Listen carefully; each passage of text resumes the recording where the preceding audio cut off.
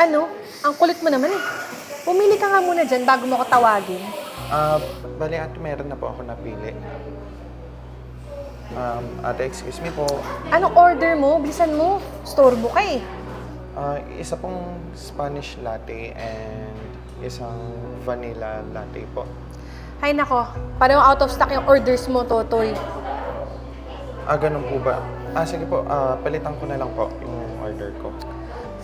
Wag na, wag na. Tuka nga muna sa gilid pag-isipan mo maigi ang mga orders mo ha, bago ka pumunta dito para hindi ka makaabala sa iba pang customers. Grabe naman.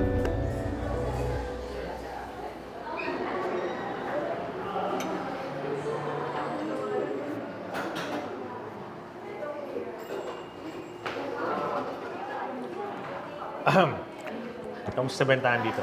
Boss, hindi ka naman sabi biglaan dadaan ka pala. Ano pong gusto nyo? Kape? Pagkain? Papaluto ko po agad. Totoo nga yan. Kanina pa ako nagugutom. Anong gusto mo, boss? Para mapaprepare natin agad. Ang totoo nga yan, yung anak ko, inutusan ko na bumili dito kaso nga, hindi na ako binalikan. Boss, bakit hindi mo naman tinawag sa akin para napaprepare ko na lang yung gusto mo order para nakakain ka agad? Ihahatid ko sa'yo. Hindi, training grounds na rin niya to. Siyempre, para mamanahin niyang negosyo. Alam niya kung paano palakarin. Mamanahin niya tong negosyo niyo, boss? Ibig sabihin, siya yung susunod naming boss? Yes, definitely. Oo. Pero, nasaan na po yung anak niyo, boss? Kasi wala po nakitang batang bumili dito, yung nag-order. Hindi na siya bata. Binata na. Teka, nasan ba? Ayun, anak. Dad, sorry, hindi pa ako naka-order. Hindi ka pa naka-order? Kanina pa yon. Kwan kasi dad. Boss, tama.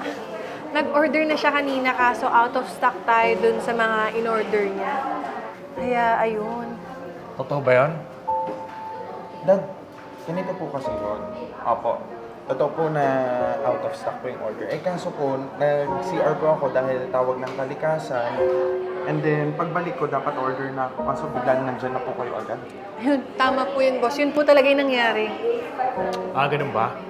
Pero, alam mo, gusto ko lang din sabihin sa'yo, Camille, na itong cafe natin fully CCTV covered. Ano pong ibig sabihin nun, boss? Ay, ibig sabihin nun, bawat kibot nyo dito, bawat kilos, nakikita at naririnig ko. Nakita ko yung ginawa mo sa anak ko at hindi ako natuwa doon. Pag hindi mo alam na anak ko siya, gagawin mo sa kanya yun. Sorry Camille, pero we have to let you go. Ang laking violation ng ginawa mo. At nasa akin ang copy ng CCTV. Dad, ako na po yung ng sorry po para sa kanya. Baka may pinagdadaanan lang po siya. Kaya siya tutok sa cellphone para malibang. Kaya bigyan pa natin siya ng isa pang pagkakataon, Dad. Alam mo, believe talaga ako sa'yo, anak. Ginawan ka na nga ng di maganda nito, bibigyan pa natin ng pagkakataon. Salamat ka sa anak ko, Sige, anak. Sumig ka sa kotse. Sige po, Dad. Sir, maraming salamat po Hindi naman po talaga ako masama eh. Magbabago na po ako, promise. Maraming salamat, sir. Sorry po. Wala yun, ate. Basta huwag mo na ulitin yun, ha? Opo, sir. Hindi na po. Thank you, sir.